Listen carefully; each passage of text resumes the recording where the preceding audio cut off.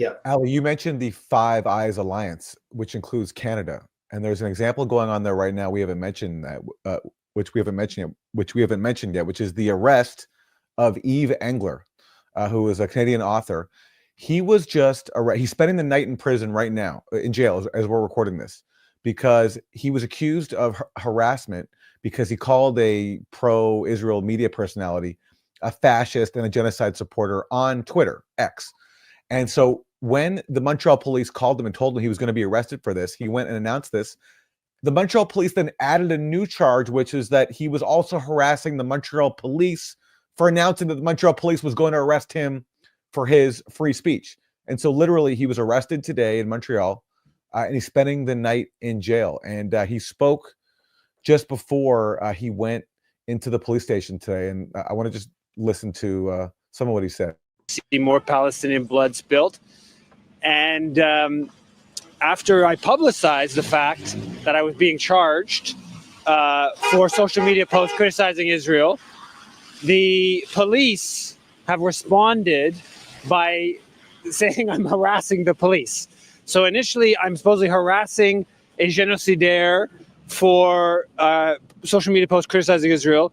And then when I write about the fact that I'm being charged for criticizing Israel, the police are now saying they feel harassed. And a police investigator has actually brought in 4 different charges of harassment, intimidation, entrave, I guess interference, against me on the grounds that I wrote about the fact that I was being charged for social media posts criticizing Israel. And this is, I think, a pretty flagrant abuse of the state authority.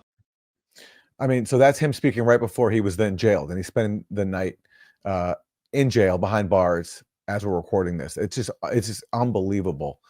On top of the fact he gets charged to begin with for just criticizing someone on Twitter, saying they're a genocide supporter and a fascist, then he gets another charge for announcing those charges publicly. It's really, it's like, it's not that any of us are naive about these countries and what they're really like, but this is stuff that stretches.